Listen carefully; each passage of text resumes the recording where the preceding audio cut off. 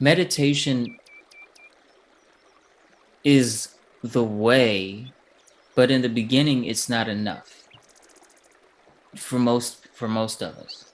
I mean, it takes a very, very silent soul for meditation to just be enough for to even get a fleeting glimpse of what we truly are, where there's where your experience, at least for a moment, is without you, where there's no inside and outside or inside versus outside. There's no, directions, the six directions, up, down, left, right, back and forth. There's no there's no thinker, although thoughts may flow through the beingness. There's no thinker of the thoughts. There's no interest in any of them. No power given to them, to thoughts whatsoever. Good thought, bad thought, neutral thought. It's just thought, and it's seen as what it is in truth, which is something that's passing by. But the truth itself, which is unchanging, which does not pass by, does not come and go, is where is the only thing associated with the I. You know, our waking hours are spent associating the I with our body, and sometimes our some thoughts, some of our thoughts, all of the birthplace of the thoughts being the ego, the ego I.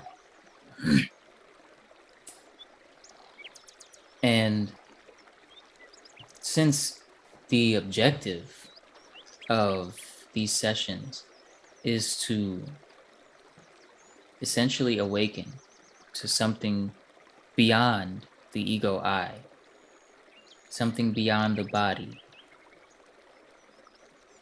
that which was already aware on the day you were born, with no words, no concept of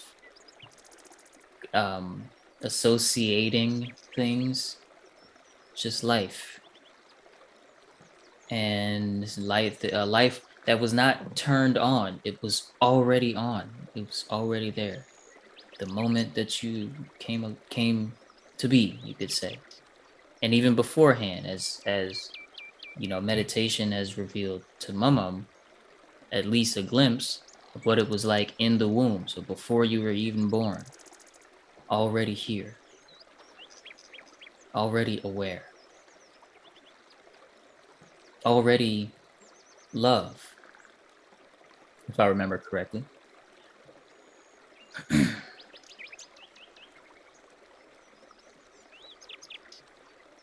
Since the objective is to awaken to what we really are, sometimes I just want to know what do you feel is stopping you, if anything, even if you feel maybe it's just time. And I'd like to talk about these things. I'd like to address these questions from at least as far as I've gotten, because I believe I've gotten pretty far, which is a paradoxical statement because you're not going anywhere to be yourself, right? To be what you are, you don't have to become what you are. It's already there. But there's a lot of layers of material, lust for material, blind belief in thoughts that's so deep that the reactions you believe in very strongly. There's a lot of layers I've been able to peel back and see beyond. And I did have an awakening experience back in our apartment in Austin, where this sort of um, pure awareness took over for an hour or two or so, and I was like looking at my hands and things, and I did have one of those where it just sort of floods the being for a while, and and the background of pure peace has not left me since that day.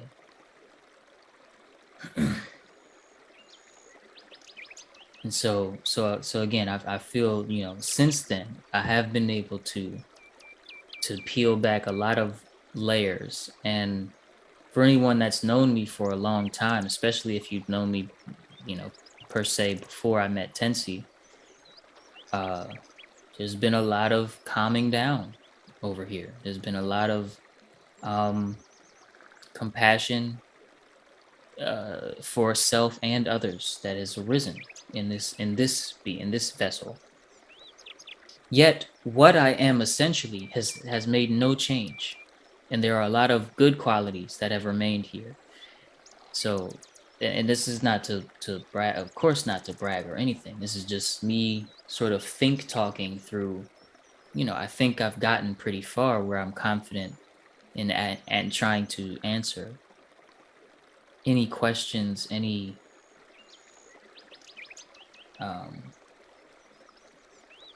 inquiries into how to reach such a thing as a true self. If there is such a thing as a true self, which there is, because, and even though sometimes it's paradoxical, there is a false self, there is a false sense of self, which by the time we're about 3 or so years old is what we go off of, until and unless we are guided otherwise.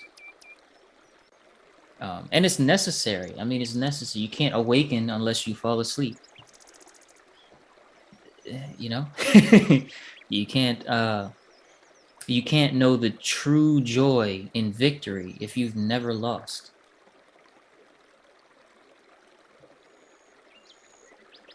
Right?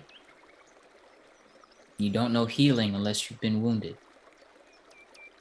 So it's necessary to fall asleep.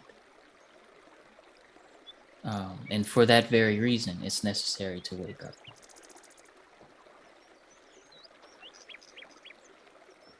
And just for clarification on what you are, obviously we are going to explore with words, but there's no words that can actually paint a picture of what you are for you. What you are is imageless.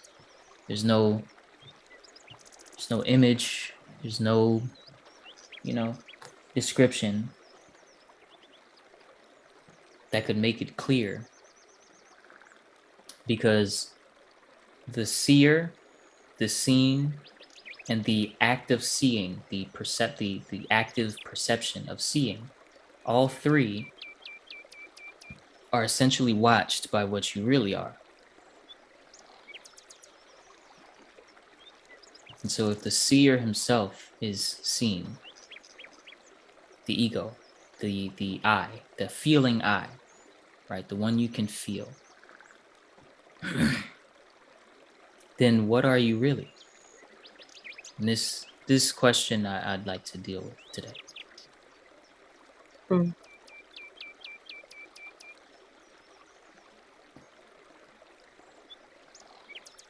So officially, I'm going to sort of open the door, the gate, and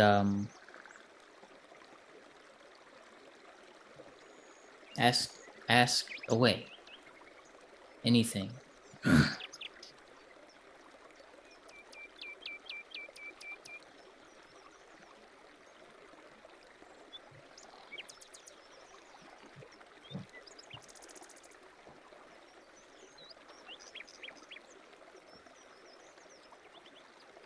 So how long has it been since you've been on this journey? How many years or? 4, 4 years. 4 or 5, yeah. Maybe 5. I've been here 2 year 5.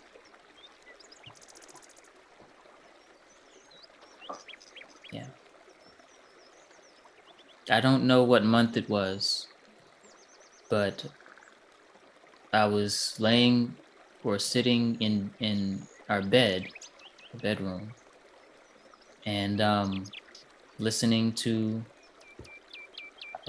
Muji, and for I'd been listening to him for months and months beforehand, but one of the things he said was, he said, and the body itself is just another form of consciousness, and somehow that snapped, and it took away my association of self with my body, and I saw from something that was just watching the body from a place uninvolved with it. It not from a place looking away from it, where there's a thinker, but even beyond my thinker, even beyond that presence of mind, there's a deeper presence, which is here now, which is what essentially, which is the quintessence of self.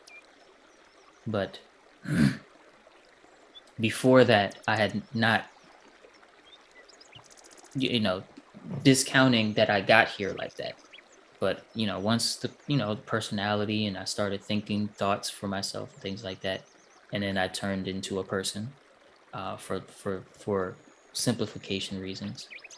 I had never seen from this place before, and it's beyond personal truth, right? It's beyond like, oh, this is my truth and your truth and their truth. This instantaneously, you see that there's no story in reality. Like, you have your story of your life. I have my story of my life. And we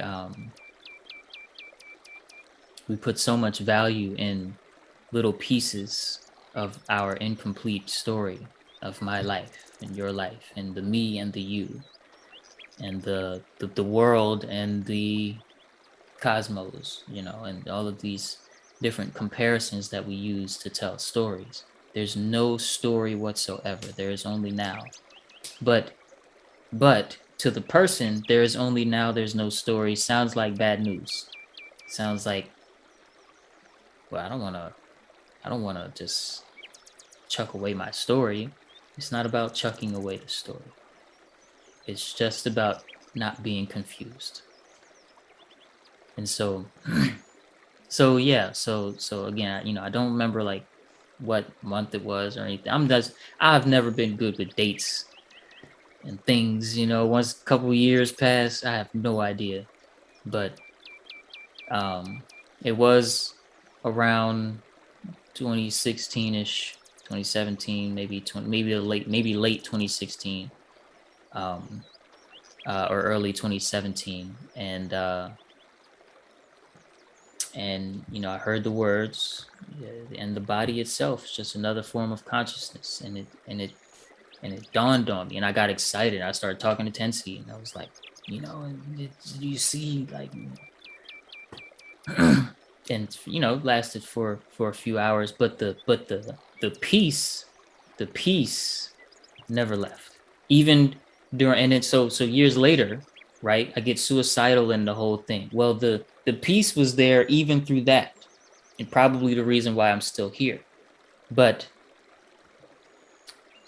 my ego had to go through some sort of death, and I think that's a part, as that gets further and further back into memory, and I can reflect on it in different ways and from a different level of experience and maturity. I think that whole story was a part of what needs to happen, which is the ego self must die. A lot of people that come to spiritual masters, they say, I want to die before I die. What does it mean? It means the sufferer, the confused, me presence. I don't want to deal with them anymore. Ever. And so, please, Master so and so, allow what is inside to be filled with only your love, only your grace, only God's grace, only whatever, whatever it is, only the wisdom of the guru. And no more me, only what is. And so I want to die before I die. I think that's part of what happened to me. And the way that it manifested was through the associations I had already created in my story. But what it was, I think, was part of the whole my false self had to die.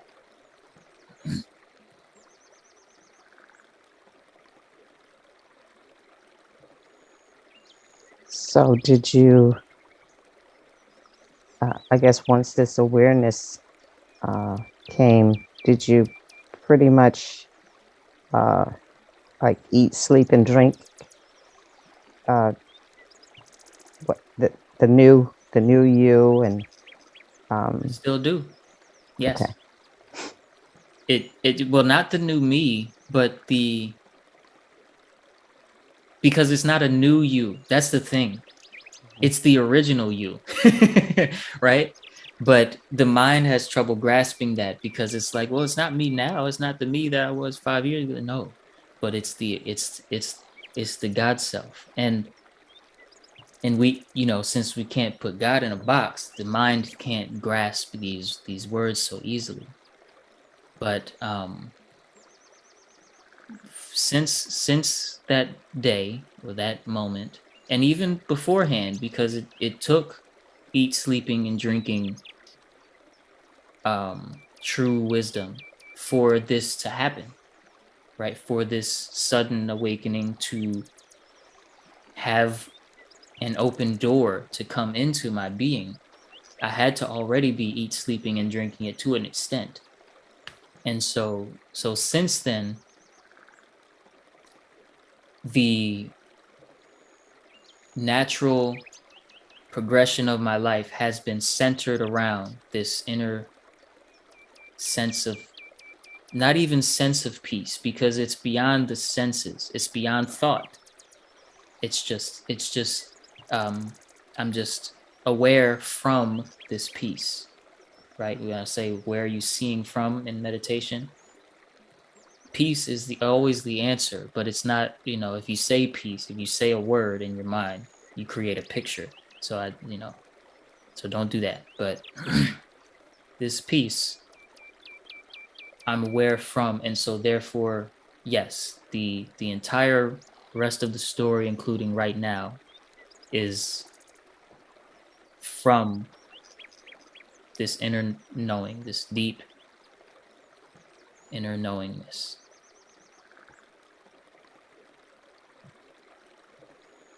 And it's not about like, okay, so what are the requirements, right? What are the requirements to wake up?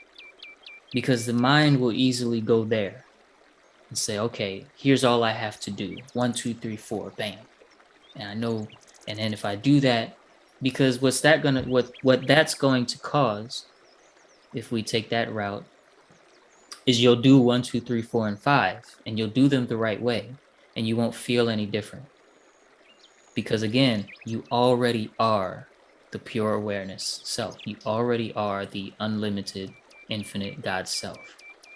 And so you're not going to feel any different. And you're going to say, but I didn't get the peace. I did the thing and I didn't get the peace. So what to do? What to do?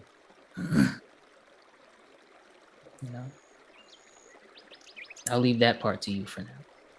But let's continue. Queenie put down something in the chat.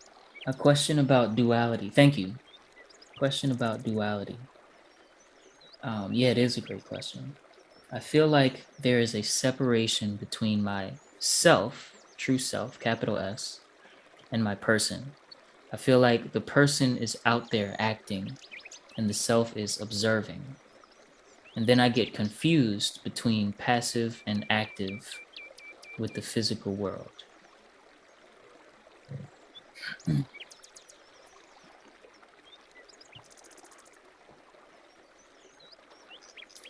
Question about duality. I feel like there is a separation between myself and my person.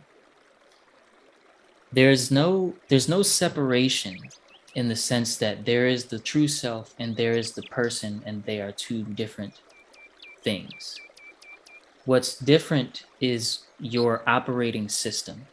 Once you experience something, once your seeing matures in a certain way. What's different is where you operate from. But the person is still, it's like this. If you're sitting and you're observing stillness within, but you have your eyes open, and I toss you an apple, you'll catch it. Now, is it the person that caught it, or is it the self that caught it? Right? So there's no separation, true separation from the true self and the person self. In fact, the personal self isn't a thing in how we talk about it. Like a flame, you light a candle, right? Imagine you light a candle and you kind of look at it. You look at the candle.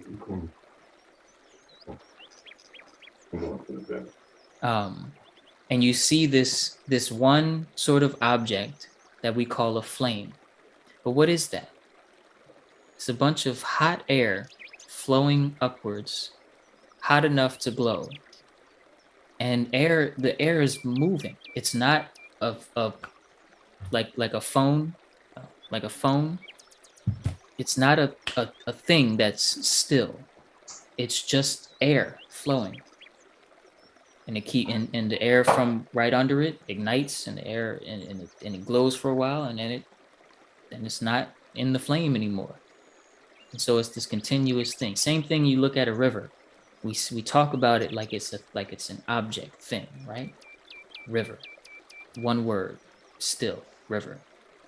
But it's a bunch of flowing water. The river that was there when you said the word river, you turn around, you turn back, there's a whole nother set of molecules and atoms and things. The river is different. It's not the same as it was before. But we conceptualize it as a one thing, because this is how we're taught to look at the world. And so when we say person, the person that was here 5 minutes ago is no longer here. It's a totally different being, a totally different, you could say, if you were to describe your person, a completely different entity. And it's not an entity. It's not really a stagnant. So that's the first thing. There's no separation between the self and the person. One, because the person does not exist. Here one moment, whatever is here one moment and gone the next cannot be considered reality. Reality is permanent. The things that come and go in reality are a part of something else that's permanent, which we can call change. Change is permanent. It's flowing. It gives us the opportunity to see the unchanging, because change itself does not stop, you could say.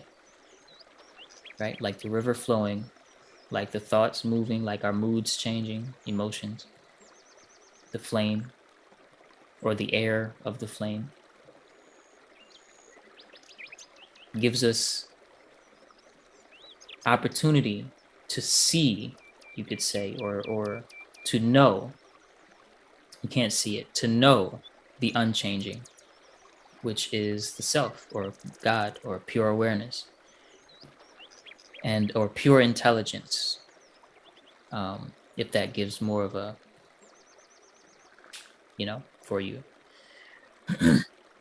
I feel like, and so let me continue. So I feel like the person is out there acting, and the self is observing.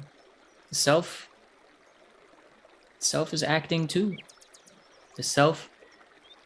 I love this. I'm gonna find this quote in my phone that puts this into perspective, because it's so perfect for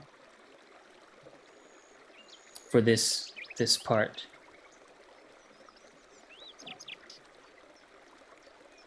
I know it's around here. Here it is. Oops, there we go. It goes like this. I am permanence and impermanence, but I am neither absolutely. That which witnesses both, but itself is uncaused and unseen. That alone is. That I am. Can you read it again? Yes, I can. I am permanence and impermanence, but I am neither absolutely. That which witnesses both, but itself is uncaused and unseen. That alone is. That I am.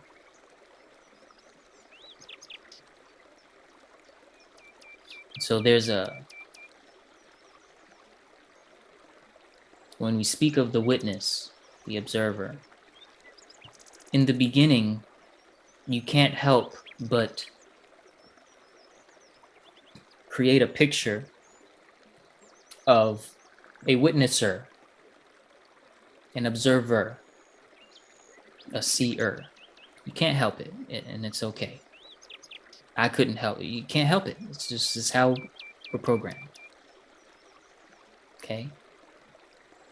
Beyond the witnesser, the witnessing sort of thinker, beingness, but like false beingness, smaller beingness, limited beingness. There is an unlimited beingness, which is observing, but not observing something. It's not observing something, right? Which is why meditation, at least what I'll call proper meditation, is essentially the way. And then I said in the beginning, it's just not enough because we can't help certain things. But the reason why meditation, proper meditation, is essentially the way to awaken is because you get to practice and build enough muscle, you could say, for observing without observing something. So in meditation, if you're doing it with me, I may say, allow whatever sounds hit your ear to hit your ear, but don't, like, if you hear a bird chirping, don't call it a bird. Don't observe don't any separation, right?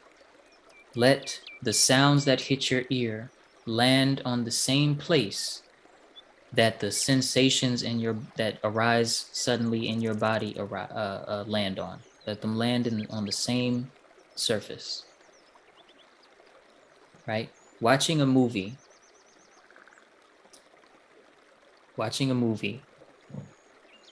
there's a sky, there's a building, there's the main character.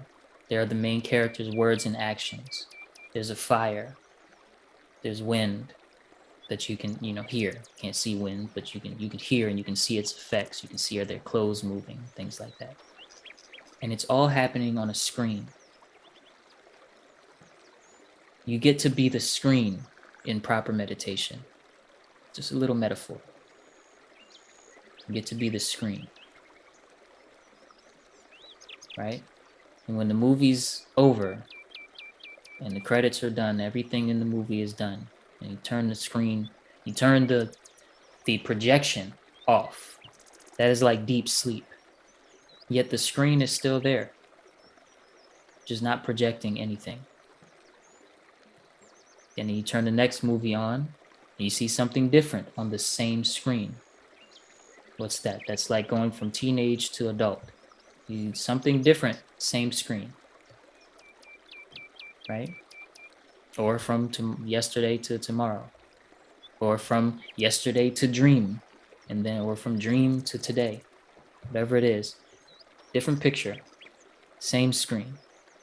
In meditation, you build the muscle to be able to see without your seer, be able to perceive without the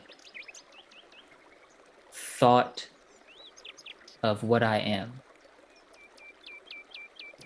which essentially is the cause for all the confusion, is the thought of what I am. I think I am this. I believe I am this. I am attached to this sense of self. Therefore, the unchanging self appears to be hard to see, hard to catch. Let me see if I'm missing anything here.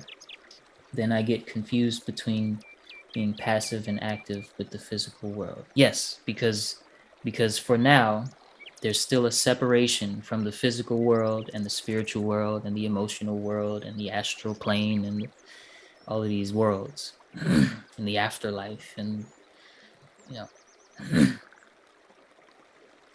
But when there's no separation, then you are the screen. And whatever plays, whatever is projected, is coming and going, while you, the screen, remain as you are. And just like in a movie, you're watching a movie that you love, watching this great story, this great story. And it makes you laugh, it makes you cry, it makes you feel anxious, it makes you feel relieved. All of these things, and great fire happens, and the screen is not burnt. Great winds and rain come crashing down, and the screen is not wet. Just like that, the thoughts, the sensations, the pain, the love, the compassion, they happen on the screen of consciousness. But the consciousness itself, the pure consciousness, not the personal consciousness, the pure consciousness is completely unaffected and is not, love you too, is not projecting the fire any more closely or with more passion than it is projecting the main character. It's not projecting the main character any more, than is the side character or the sky or the buildings. It just is. All is necessary for the story to take place. The screen has no favorite scenes. It simply projects what is here.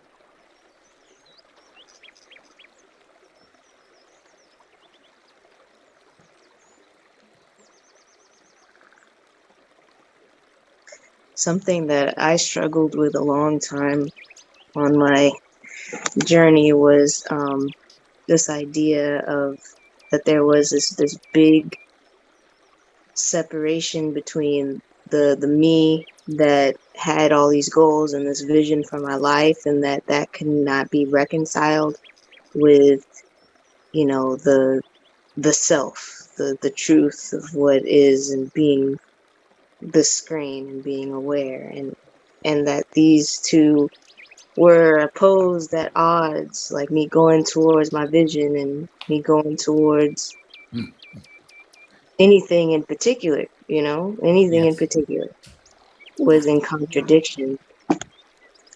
And truly, there is no contradiction beyond the thought that there is a contradiction here. The for me, how I receive and how I process all of this is like when I say divine relaxation, just a relaxing into observation, a relaxing into the moment, a falling away of labels, a falling away of this must mean that, this must mean that, this must mean that.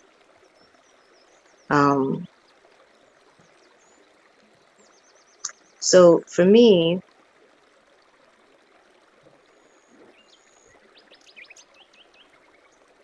I've come to see that this is not something that I can get and turn on, you know. It's not something that I can say I'm gonna look for the self and it will show up and then I'll be content with words and then it, you know. But it's so much simpler than what my mind wants to do with it. And just an act, can't even say like active or passive, is just what happens when you relax into what happens when you relax. It just kind of happens effortlessly. It's an effortlessness.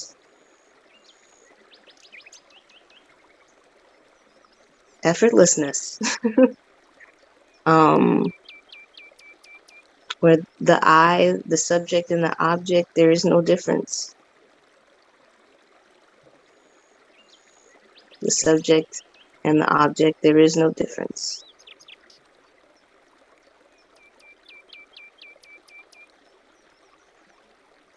And it's one thing to think on it, and it's another thing to actually relax. Well, okay.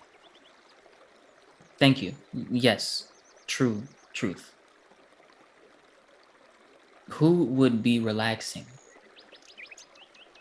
is first, is primary. Because again, the I'm gonna get to the comment in a second. The person, the condition is that, okay, I just have to practice divine relaxation, or I Yeah. just have to tap in to a greater relaxation. I just have to when you say it's bigger than my mind can grab. My mind, I have a mind, and it's bigger than that thing can grasp. Who's this I is primary, and I don't want to deviate too far from that for this context, because it will sneak in through the back door. Again, the conditioning of, okay, so what are the requirements for a spiritual awakening? And then there's this image of spiritual awakening, and there's image of the requirements. And we look for that thing, and we give power to the doer, the seer, the perceiver, the observer, the thinker, who hides behind and pretends to be the absolute, which it is not the absolute.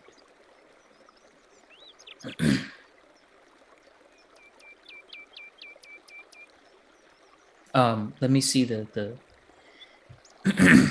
prayer hands. I feel the push and pull between resistance and surrendering with myself. This makes me value meditation and stillness more. For sure. Sure. The push and pull between resistance and surrendering within myself. Resistance and surrendering. Also, surrender, the surrenderer. The one that feels there is a resistance, and I can see that. The one that's looking at the thing called resistance and looking at the other thing called surrender. I could be surrendering. I should surrender. Yes. Surrender, also the surrenderer.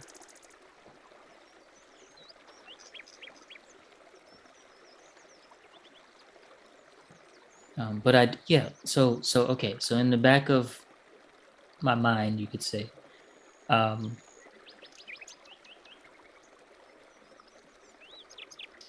want to move to the next question, because question and answer is a really, really great format for these type of things.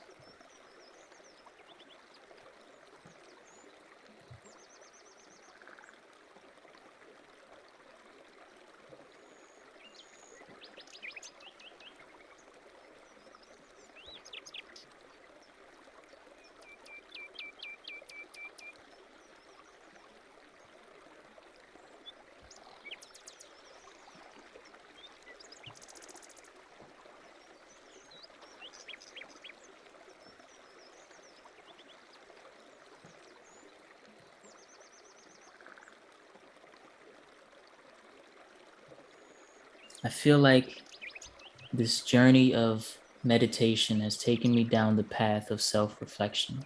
Whereas when I pray and meditate, I am meditating on the goodness of God and surrendering my will to God. Now, when I look at meditation, I can surrender the self. Yes. When you surrender yourself with God, you become one with God. God moves through you, and you are no longer merely a vessel for a person with a story. Now you are one with the one in the Matrix. Sorry. Now you're the one with the Keanu Reeves. Kidding. I knew I heard that before. The one with the one. But it's refreshing to know that I don't have to be this one here, and then when I go into another entity, I'm that one over there. It's refreshing to know that I'm the one, and this is who I am, and because of the release of, or just the togetherness with the meditation and myself, because of that, I don't have to change this one to be in another environment. I worked in the corporate world for 35 years. Yes. So, of course, I used to leave the house as one. This was me. Yes. And I think I used to leave me at home. And then I would get up and get in the car. And then and I took the train. I worked in New York City. So I took the subway everywhere. And Right. I'd get on the subway. And now I'm this other person on the subway. So now I got this other mask on and this mindset. And then I would get off the subway and get into my work. And immediately as I hit the door, then the other me comes into play. And I think if at that time, I'm sure at that time, if I had this in what I have in me now, that I could have carried all of me's together and just been at peace as that one. You know, it's just so peaceful. It's just so peaceful now to know that there's one. You don't have to divide. I don't have to divide myself up into 5 different people. I'm one. I Right. take this one person everywhere I go now. And I'm so happy with that. Some people say, "Oh, you're always so relaxed." Yep, I certainly am, because I'm one now. I don't have to worry about changing because I spend time with myself. I know myself. I appreciate myself. Even the things I may not have appreciated about myself before, I can appreciate them now because I know how to come into oneness with myself by just being still and being mindful. Yes. You know, I just have one question. Okay. When I meditate, and I meditate, I don't know, several times a day, I want to say because just to stay centered. I Hmm. love the feeling of being centered. But at night, when I go to meditate at night, it seems like I have to replay my whole day from the moment I woke up. So it's like a replay. It's just like a movie. It's like that screen, like you say, and all of that has to pass before my mind is settled into just stillness and quiet. Is that Yes. Yes. Um, okay. Most important thing, you say, when I meditate at night, it's like I have to replay my whole day. mhm, I. There's still changing happening with the I. I don't mean so you're not one. You're still one. And again, there's no becoming when it comes to elevating to the true self. You're always already, if it's your true self, then it's already here, right? Because it's the self, it's here. But there's still an automatic association with points in time, you could say, or moments of the change, right? Looking at the river, and right now there's a calm river and there's no trash flowing through it and things like that. And then I come back tomorrow and there's trash and gunk and there's a big log blocking the flow, and I think I'm looking at it, and it's like this, even though I know it's the same river, it's still called the river of truth, whatever. I'm looking at it, but it feels like I'm looking at a different thing. It was so beautiful the other time and now it's ugly. And we associate this change, or the fact that things change constantly, as okay, there's the river in this state, and then there's the river in this state, and then there's the river in this state. So we do the same with ourselves. There's me in this state, and I'm at peace here, and then there's the me in on the train, and I'm at peace, but I'm alert because New York, and you got to stay alert. And then there's me at work, and I'm at peace, but I'm busy, and I get a little tired by 4 o'clock, and yada yada yada. And there's this association of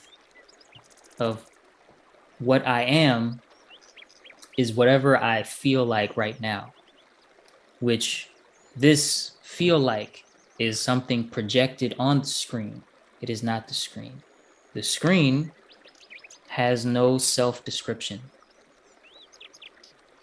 which again, for the mind to grasp it will never grasp it. The mind itself, what you are, will grasp it. You could say your spirit will have a magnetism towards these words, towards this understanding, and eventually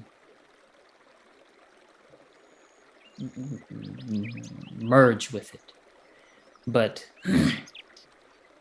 but when it comes to and so when I meditate multiple times a day, but sometimes when I meditate at night, there's a change, there's a difference, and it's a consistent difference. It's similar difference every time, and it's just that it sort of, you say, has to play the whole day, and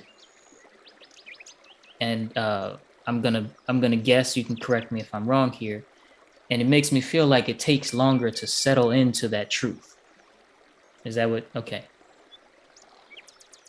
So so that's why I started with the thing that I started with, because there's no me that has to settle into a truth. There's no level of quietness and stillness that I must reach before I am settled into the truth. For I was the truth before I sat down to meditate at night. The truth remains what I am when I fall asleep and I'm not meditating anymore. The truth remains what I am when I'm dreaming and I'm having this whole dream and there's a whole world again and there's a me again and there's all of these interactions with my dream folk and my dream environment. And then as I fall back into deep sleep from the dream and it cuts off and the screen is just blank, I am still the screen. I am still the truth. The screen, of course, is just a metaphor, right? It's no image. Don't attach an image, but I think it works pretty well as a metaphor. But I'm still there is still a presence that is beyond time, beyond change itself. The unbiased, uncaused, right? So it's not caused by anything. Unchanging, infinite source of the universe is still what I am. And there's a difference when I meditate at night and when I meditate in the day, but this difference makes this difference, it doesn't have anything to do with what I am, essentially. And the trick here is to see no issue with the difference in meditating in the day or when we'll just say meditating when it hits the right way, when it really hits, and it hits nicely, and when it doesn't hit as well. That's the trick, is to see no issue, because the association with self is no longer a factor. We no longer say,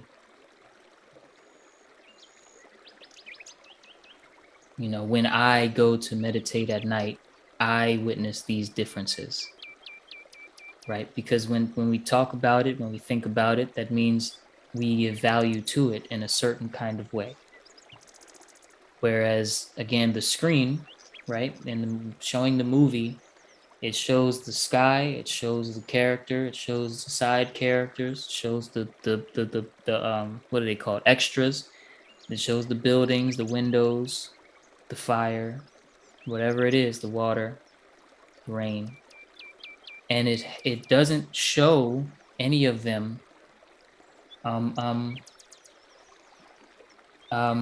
with a greater need to show one of the particular things, right? It shows what the camera's focused on and what it's not focused on, all the same. The where you could say that's like a metaphor for where our attention goes, what we pay attention to at any given time, or what we're looking at, things like that. Yet the rest of our vision, the rest of our perception, our senses are still functioning 100%, right? We're just paying attention to a particular thing. And so in the movie sense, it's kind of like when you have the characters talking right in front of the camera, and then you see the background is a little bit blurred out, so that we are not distracted by like a bird that flies by or something, right? Yet it's still showing the blurred out background. It itself is not paying attention. The screen, right, is not paying attention to the two characters talking that we, the viewer, are supposed to pay attention to. It's just showing what is. Projecting, you could say, what is. But it has no favorite projections. And when the scene changes, the screen does not change. The scene changes, the screen remains the same. The moment shifts, the self remains the same. The effect of meditation is different. The self is unchanging, unaffected, and has no favorite meditation sessions, you could say. Like I often say in these sessions, I'll say like the sky has no favorite birds. It doesn't slow down and say, oh my gosh, look at this colorful bird. Look at its wings. Oh man. Wow, let me slow down. It is the sky.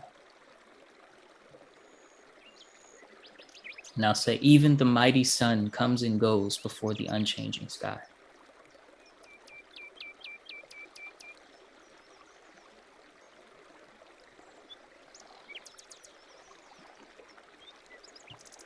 And another thing I'd like to say, is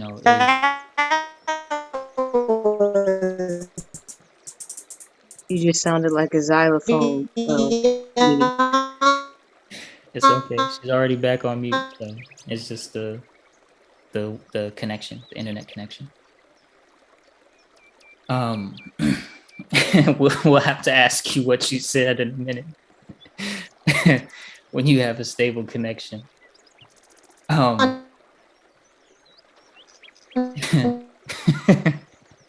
I keep trying to write in the chat. Every time I write in the chat, that's happening. I was just saying I like that analogy. That's all I was trying to write in the chat. I don't know. Technology has its own mind. That's hilarious. That's Queenie was trying to say something, and she said it real quick and then went back on mute, but it didn't come through at first. And so when it came through, it was like, yeah, it was like a seagull. Because the internet connection chopped up the sound. Yeah. Gave it a lag. Anyway, that's funny. It wasn't because you typed, Judy. No, yeah, you didn't do that. The other thing that I would like to say is don't stop halfway to salvation. Wait, Judy, are you there? Are you going somewhere? Ah, okay. I mean, I was letting Precious out. Okay. I was like, wait, where'd you go? I'm here. I hear you though. I got my earbuds in. Wonderful. So don't. I want to say don't stop halfway to salvation. Don't stop at, I know myself now and I am one now. And people say, you're so much more peaceful now, and obviously be happy with that. Be grateful, or I should say be grateful for that. But don't stop halfway to God, right? If where you're going is infinite, then go there, right? Don't go to, if there's still story, that's a good word. If there's still story, then keep going. Hold the attention on the unchanging. You ever see a picture? I probably can find it too, where it's a vase and two faces. Illusion. It's like an illusion. Here we go. Hopefully. Okay, and then share the screen here. Nope, this one. You ever seen this? This picture here? Mhm. Right? And there's the vase. And then if you Two faces. if you can, relax your, I guess, vision a little bit, then you'll see two black faces, right? And there's the same thing, but flipped colors, where there's a black face and two white faces. This image right? Especially for someone who's never seen it before. It takes a while to be able to see the other one, whichever one you see first. That's what your mind and literally your physical brain, because of neuroplasticity, will associate with the image. Oh, okay, this is two faces facing each other, about to kiss or something, or talking very closely, right? And it'll take a moment. Like, do you remember the first time maybe you've seen this image or something very similar? And it took a minute, and then suddenly, somehow, through just simply keeping your attention there for a while, you say, oh, there's a vase, or oh, there's two faces, depending on which one you saw first. You remember it took a second, right? So the same kind of principle applies to the put the sound back on, applies to the what to pay attention to in the beginning of this path, this going all the way, where so I said earlier, I said the fact that change is permanent, change is reality, it's part of reality, right? One of the things that makes up reality is change itself, and it's ongoing. The fact that change is permanent gives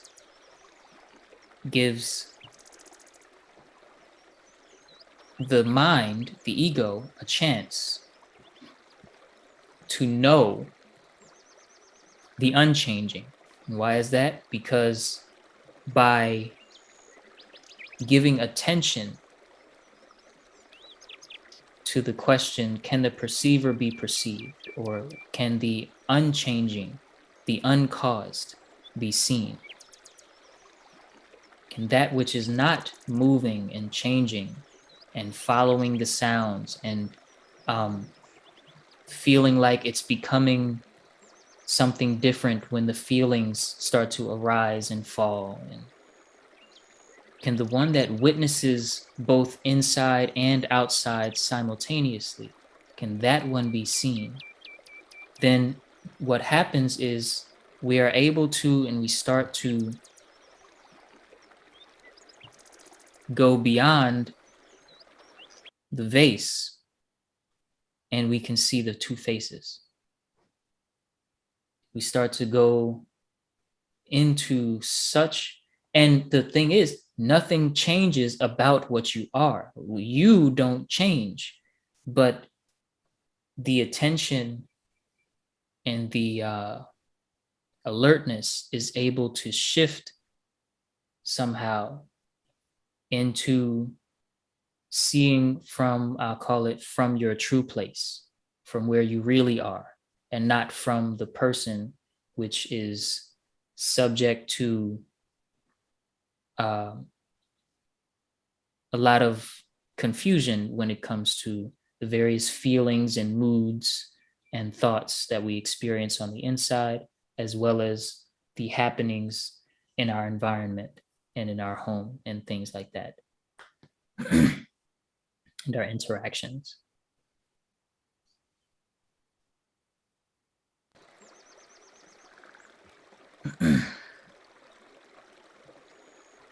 So we don't want to stop halfway.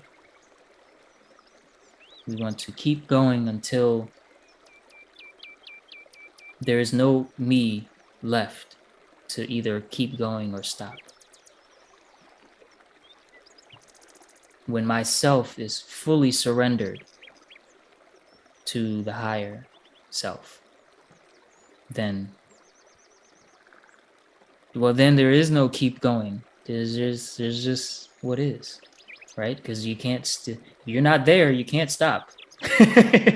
if you're not there, you can't keep going. And here's where the fear comes. I just want to say, and I do want to open for more question. Here's where the fear comes, because we say, okay, but without me, like, what am I going to do? I'm just going to walk outside and just walk into a pole because I'm not paying attention. It's like, no.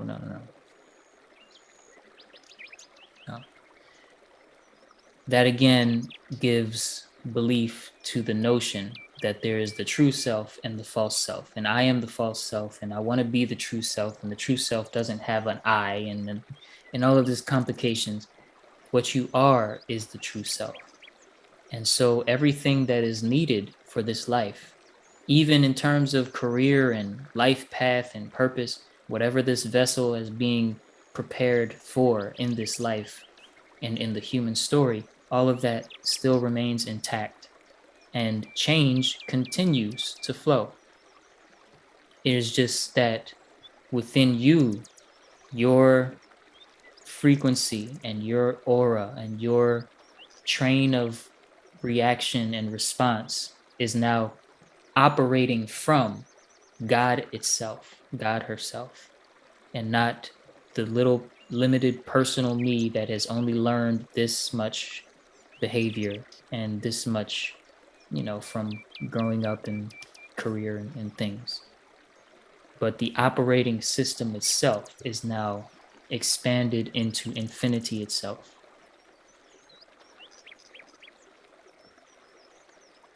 And nothing can embarrass you because there's no you, there's no association with what other people think of me as me. What other people think of me, it doesn't touch me. What I am is the awareness that is here now, not whatever was here when I made a certain choice, or my mind and body made a certain choice earlier in the story that they associate with me. It's not me anymore.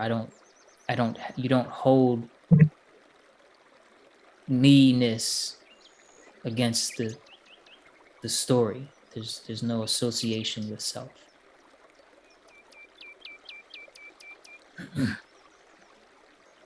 Even physical pain, arthritis, back pain, things like that, they're not associated with me. We often wonder how Christ was able to take the beatings and the nails in their hands and feet and all of this torture and things, and still not curse the world and have no anger and nothing but love and compassion for a fellow man, and say, forgive them, they don't know what they're doing, is because his operating system was not based in me. There was no me, right? All that I am able to do, the Father does through me, something like that. I know I'm paraphrasing, please excuse me. But it's the Father, it's the supreme intelligence that works through me. I'm not walking on water. I can't do, I'm human. I'm just tapped in. I don't know how to feed 5,000 people or however many thousands of people with a piece of bread and some fish. But through the truth, anything is possible, and the truth sets you free. And so if right now a part of your story is that there are the laws of physics and there are certain, unbreakable things and laws of physics and things and science, then you are free from that.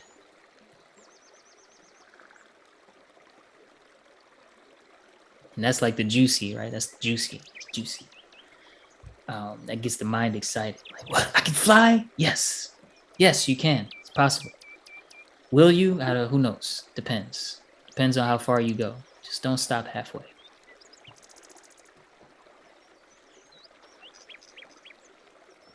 Does that make sense? I mean, I know the don't stop halfway part makes sense, but the whole you know what the Holy Trinity is? The Father, Son, and the Holy Ghost? It's the same thing that I said in the beginning of the call. The seer, the seen, the object seen, or objects, whatever. The seer, the seen, and the act of seeing. Holy Ghost is the act of seeing itself, because we don't know where that comes from. The seen is the Son, the object, or the objective, whatever it is, the seen, right? What we can perceive as a thing. and the Father, the seer, the holy presence within. Father, Son, Holy Ghost, seer, seen, and the act of seeing.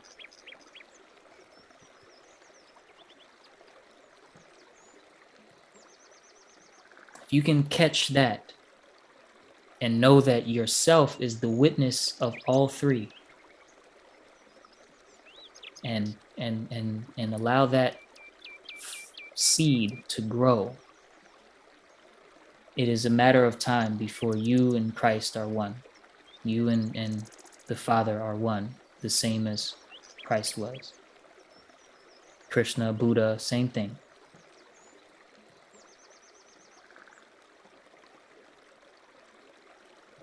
Gabriel, doesn't matter. No, that's the angel.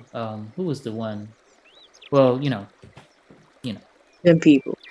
them peoples, or me. No, I'm just kidding. I'm totally. I'll say Tensi. Yeah, we can go with that one. We can go with Tensi.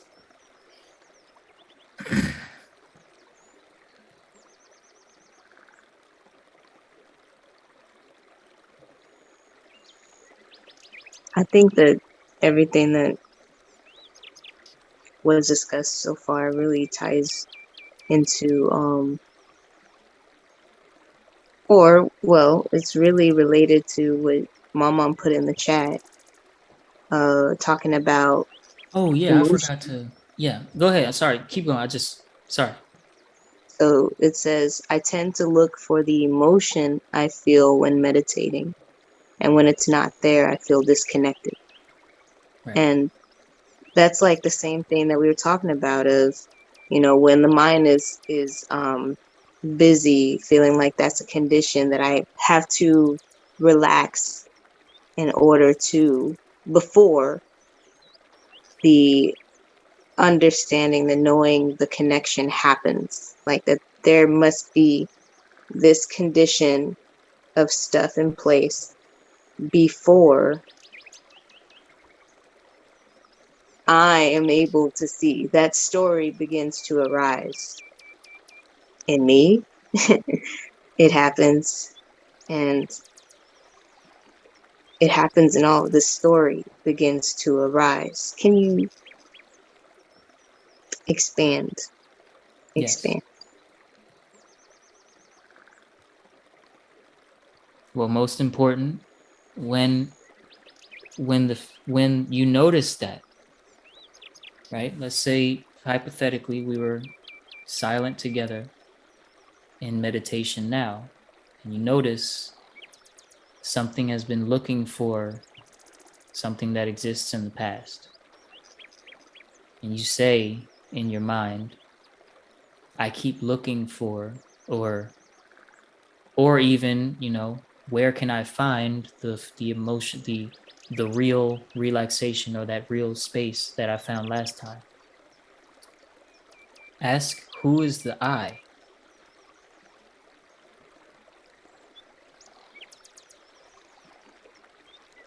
Did that hit? Because that's most important.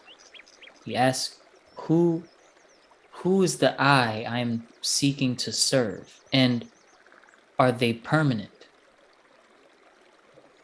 And if not, if they are subject to completely change, if I feel like it, then why, what good does it actually do to serve this I in this moment? If this I is a transient, here one moment, gone the next.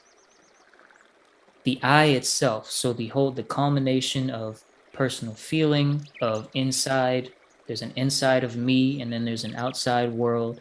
All of that, it changes, right? The I that showed up to this video call is not the I that is here now. For change is constant. And this, you can confirm this inside, right? It's almost like a completely different person that is here now than was here 25, 35 minutes ago. even if there's still questions that remain in the context and things like that, the me is different. Time has passed. I'm a little older. I'm 35 minutes older. And the questions have shifted and changed. And the way that I'm looking at things is also just evolving just through this conversation, through this looking and this sort of introspection. Completely different person, or say 2 hours ago, whatever it is, to make it so that it's clear. This I, when it comes up in meditation, where can I find, how do I tap in? Who is this I? Ask yourself that. That really is the most important question. Yeah, I think that the thing I'll hold on to is uh, that I am constant yet ever changing, and um, and that sort of puts it in perspective for me. Like what you were saying about the river, it's the way we perceive, the way we see things is it's just that way, and everything is constantly changing all the time. But I kind of put myself in a box to stay in a particular place. So I just have to be mindful that although I am constant, I am ever changing. And so the circumstances will always be different. And I don't know if looking for the emotion is the right thing. That's Well, not. I get it though. The settling in, the sort of tapping in Mhm. that sometimes is very profound in meditation. From the combination of maybe whatever energy you entered into meditation with, and how it flowed nicely with the guidance or the stillness, and how comfortable your body is, right? Depending on what you've been eating over the last few days, and if your digestion is nice and smooth, or if you have trouble breathing, all of that sort of factors in sometimes to a great experience in meditation. And And the then, interaction with all of you. I mean, yes, you can just feel I can feel the energy. I can yes, feel the love and the warmth, and it's just like being home. mm, Like I feel like I'm home right here yeah. with all of you. And then the mind says, how do I get back Right. home? Yeah, How do I How stay do I there? go back home? this is like Queenie's questions, like Judy's question. It's how do I get back, stay there, and deep? Yeah. And I can relate to to what Judy was saying, because I worked in corporate America too, and you just all these different people, Yep. because although we're constant and ever changing, we're interpreted by the people we meet. So we kind of, it's like an expectation that that you need to be a certain way for a certain group of people. And that's, I guess, that's just a learned behavior that we It's practice. necessary. It's Yeah, necessary. yeah, The That doesn't need to change. It's the belief that the one that's switching, what's called code switching, the one that's doing the code switching, or operating from different. This is the same as if I'm around my niece and we're playing games and I'm playing with my niece, then I'm Uncle Mingo for a moment. And then I go and I spend some alone time with my wife. I'm not Uncle Mingo anymore, right? It's a totally different, hmm it's the same thing, same hmm exact thing, right? And it may be a little more extreme in the work environment. When you're with your peers and then you go to your boss and then you go meet the president of the company and then you go talk to the new guy. It's a completely different code that you're working from. The belief that I am the one that must switch correctly to the codes, right? Which does not say The switching is happening automatically, and I am here, I am one, I am not changing. It doesn't say that. It says I switch from this to this to this to this, and after 5 weeks, it's draining. I need a vacation. It's going to take a couple sick days. Yeah. Uh, by the way, Judy, I love that picture of the beach. Take me there. That was nice. Yeah. For sure. And we associate the self with I'm switching, right? And I'm interacting this way and this way and this way. And I have to keep in mind, you know, what Johnny said. And when I go back to Johnny, I need to make sure I've taken care of the thing. And, you know, Yolanda over here also needs this other thing. And and we associate I with that. We don't say it's all happening naturally, right? And it's because of that belief. So that belief has to mature into something more true, not something better, just something real, something more true, which says I'm not actually, because what is true is that you don't really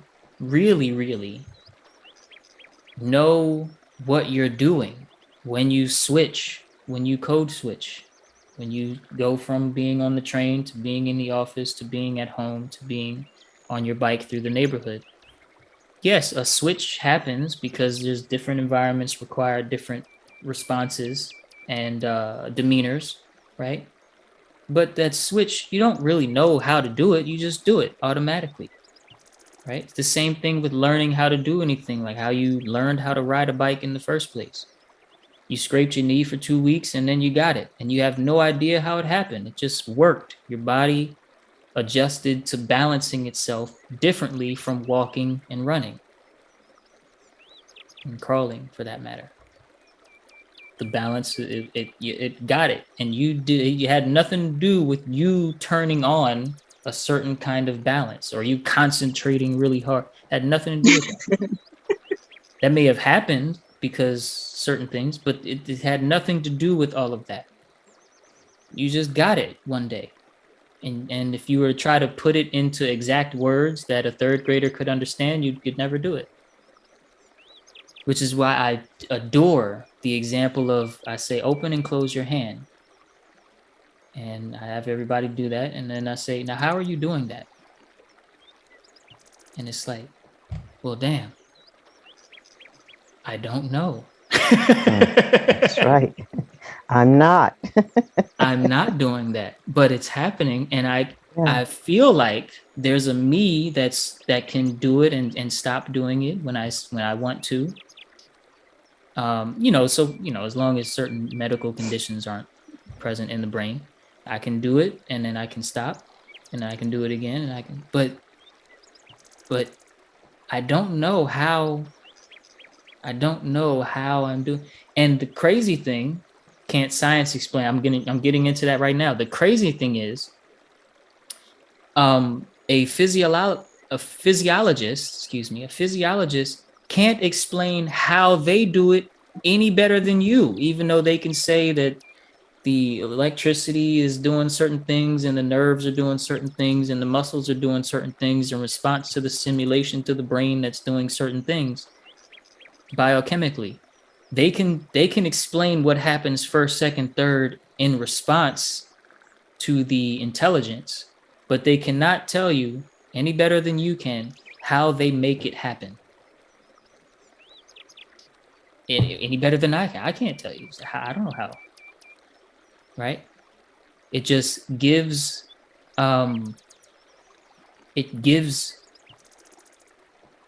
space for us to see from a deeper place than I am the doer of my life. I am the thinker of my thoughts. I am the feeler of my feelings. No, you're really not. When a thought arrives, it comes by itself. Right? You're sitting, you're trying to meditate, or we're having this conversation or what have you, and the thought comes to ask a question, or the thought comes to Or a thought comes that distracts you, right? The thought comes from the movie you were just watching that you really enjoyed, and you're like, go away, movie, I want to meditate. It came by itself. You didn't take time to carefully construct every piece of the thought, every piece of the image or the words. Some people think in words more than images, whatever it is for you. You didn't, you know, like if I say, close your eyes and think about your mom's face and you can see it. Where did it come from?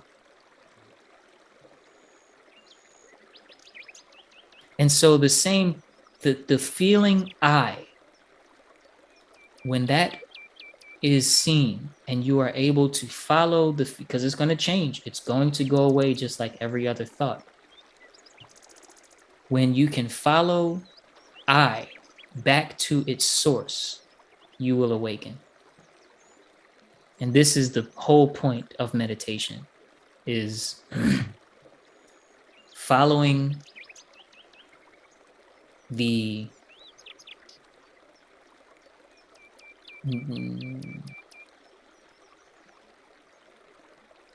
I don't want to say following as the first word, because again, that gives this image of, okay, here's the requirement to wake up. Just noticing that and paying attention to that feeling I that we know so well. It's closer than intimacy, this feeling I. Following it back to its source. The space between breaths, the space between thoughts. This unchanging space, the screen between scenes or movies.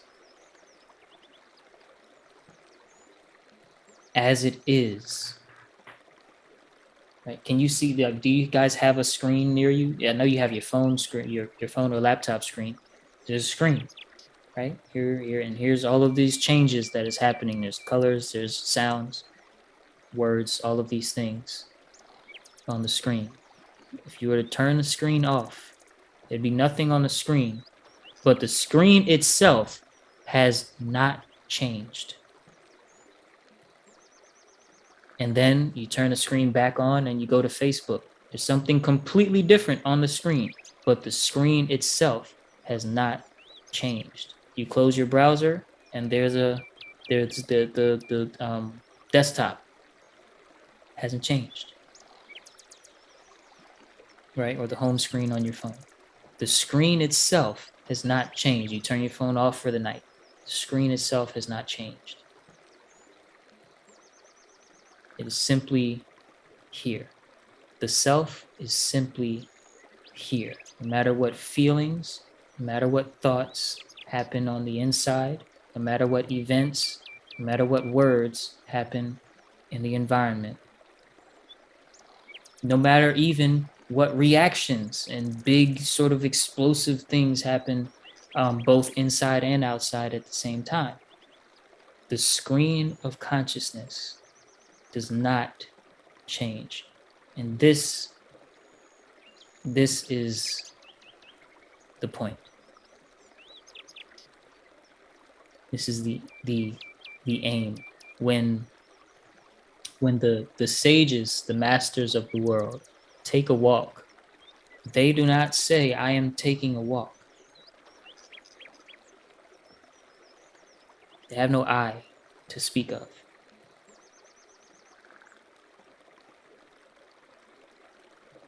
That is the point.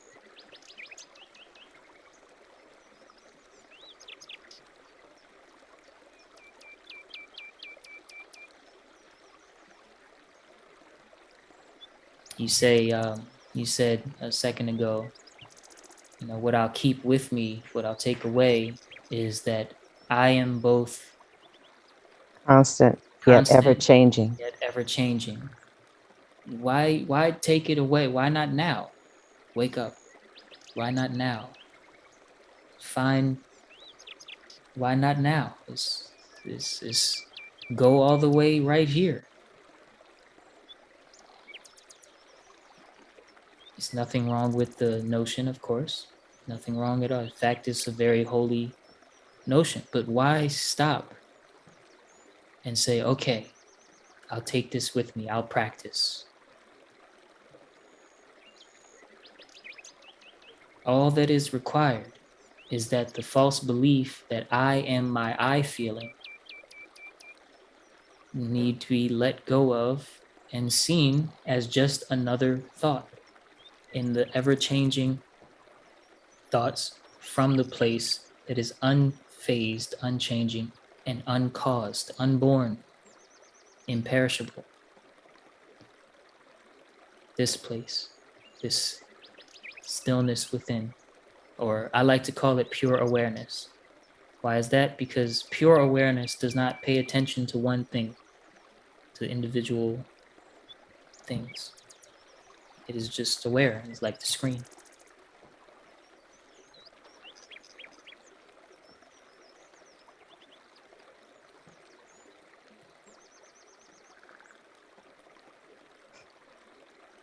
No pressure, though. Just something to think about. Why not now?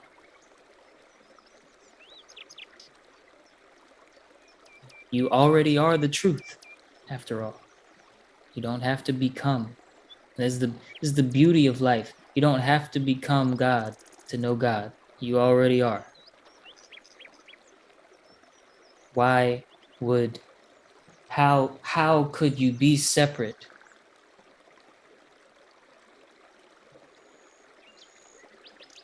Is Harry Potter separate from J.K. Rowling?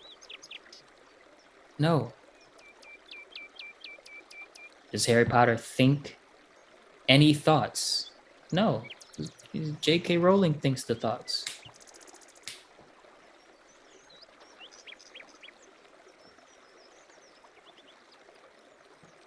If Harry Potter noticed, right? I'm in a book. I'm in a book. I'm in a movie. It's not real. Who would be the cause of that? J.K. Rowling.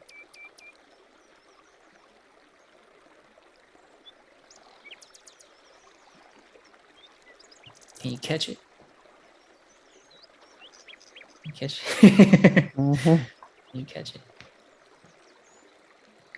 It feels good, right? It These does. truths. Being one with the Creator. Mm-hmm.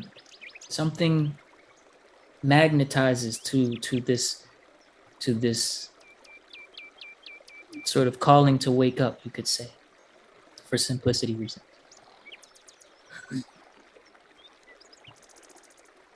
Oh my gosh, it's 8:30. Okay, so I've kept you guys for a while. I had no idea it was this time. I thought it was like coming up on 8 o'clock. This was Or very I guess good. 9:30 where you guys are, yeah. But yeah, all three of you are on East Coast.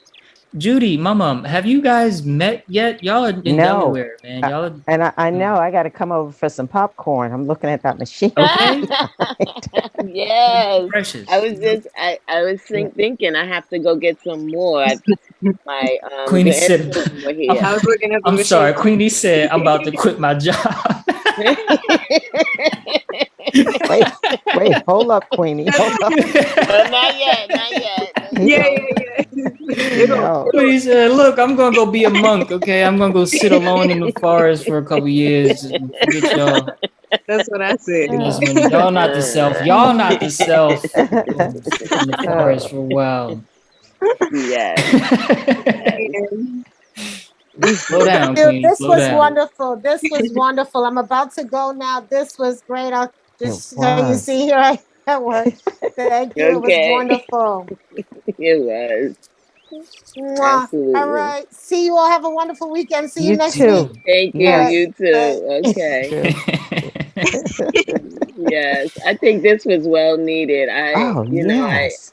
I don't, I guess this is the first time that I've been with you guys where we just talked and didn't, do a whole deep meditation, but, it just brings so much more to us as a family and as a group that, the understanding of it. Yes, we meditate. Yes, we come together and Soul gives us the question of the day and we dive deep into it. But this is just, this was just like an understanding. Like now Do you get it? Did you catch it?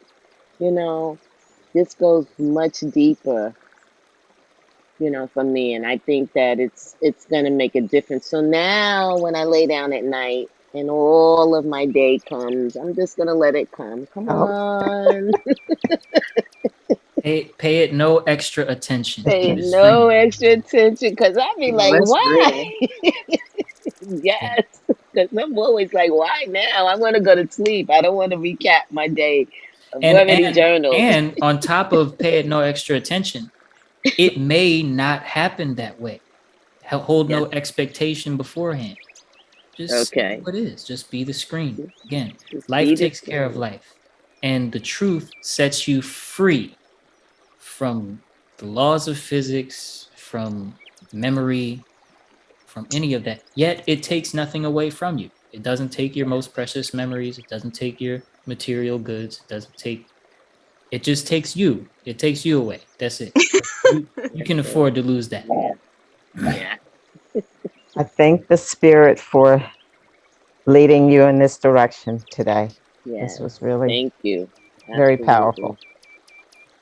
So Yeah. so when I, you know, experience the stuff that you guys have been talking about, like the feeling like I have to be in this certain mind frame and emotion space in order to, before I can XYZ peace truth inserted here.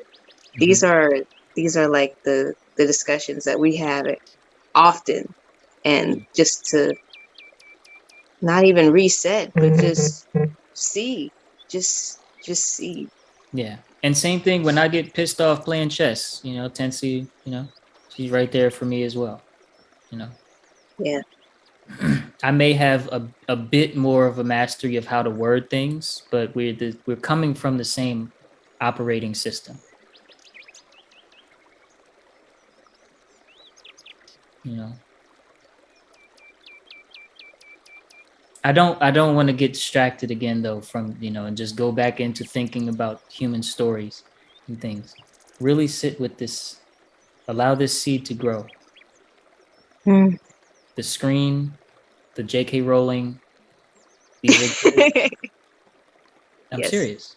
I These are know, I know. good. I was just thinking of the one in Keanu Reeves. Yeah, Um, it's okay. That too. The These are seer, the good. seeing, and this. What's the what? Yes, That. metaphors or analogies of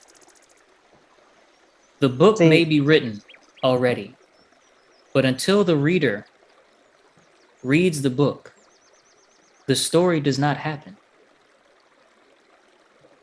The book may be written already, but until the reader pulls it off the shelf and opens it up and meets Harry and goes through the story and the Sorcerer's Stone and Harry saves the day at the end and then closes the book, it doesn't happen. So you are here experiencing a book that is already written, but without you, there's no story.